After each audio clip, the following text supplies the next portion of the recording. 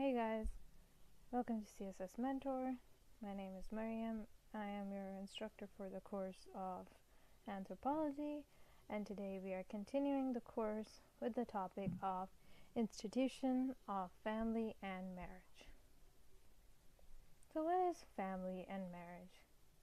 A family is a social unit characterized by economic cooperation, the management of reproduction, and child-rearing and common residence, while marriage is a socially approved union between two or more adult partners that regulates the relationship and economic rights and obligations between them. So, why marriage and kinship is the prime focus of anthropology?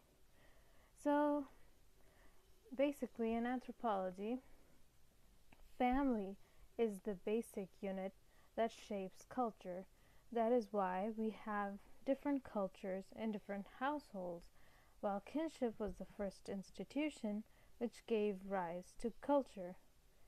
So, an example of this is that in parts of West Africa, like a successful women merchant who may already be married to a man may also take a wife to help with domestic duties while she's at work.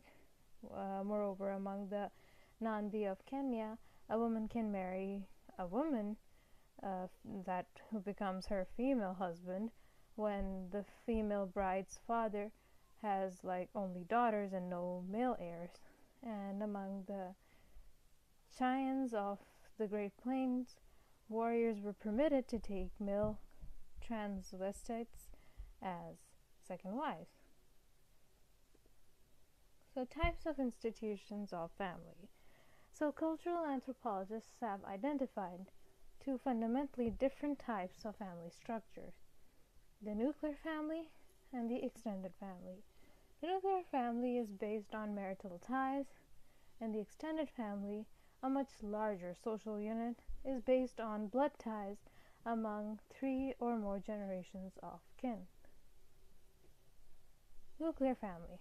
So, it consists of mainly the husband, wife, and their kids, and this remains like an autonomous and independent economic unit. So, as we see in the modern world, most families have now shifted towards, most Western families have shifted towards nuclear families. And also in certain foraging societies residing in environments where resources are meager, the nuclear family is the basic food collecting unit, while the extended family, they are usually tied to the land and working on the family farm, as this was the rule rather than the exception. So basically what this means is that for the extended family, it's working together basically helped in accommodating every member of the family. So in response to the forces of industrialization, most adults move to locations where they can find suitable employment, and basically it consists of 2 or more nuclear families that are linked by blood ties. Structure of families. Okay, so there are various structure of families, the first one being monogamy. So this marital practice is about having only one spouse at a time. So for most North Americans, the notion of sharing a spouse is unthinkable. So any person who chooses to take more than one marriage partner at a time is in direct violation of conventional norms, most religious standards, and the law. The second is polygamy. So the marriage of a man to 2 or more women at the same time.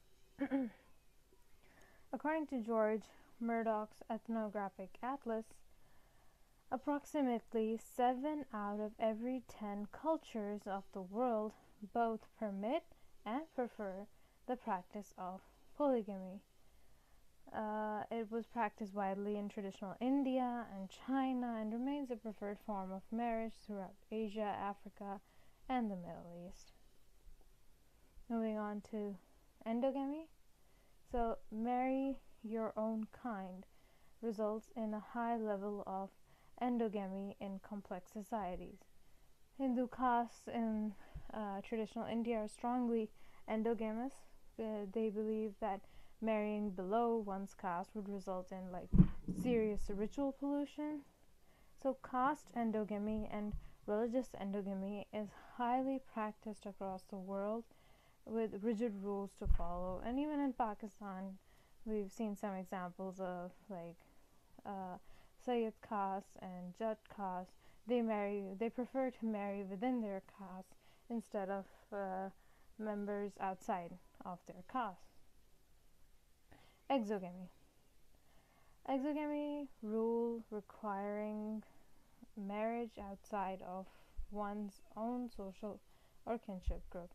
So it's usually practiced to form alliances with other groups to extend the support mechanism. Polyandry. So the marriage of a woman to two or more men at the same time. Polyandry is found in fewer than 1% of the societies of the world, and most notably in Tibet, Nepal, and India. So what are the reasons for polyandry? It's because, in times of shortage of women and female infanticide, basically killing of the female infants, resulting in the shortage of women, causes women to marry two or more men at the same time. To prevent the division of small plots of land among their sons, brothers could keep the family land intact by marrying one woman. Function of institution of family. So what is the function that the institution of family provides?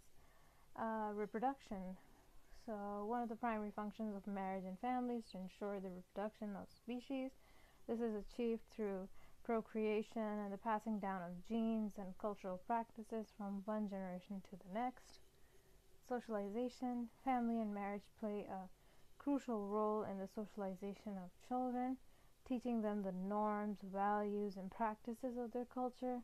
For example, parents may teach their children how to behave in social situations or how to practice their religion. Economic cooperation.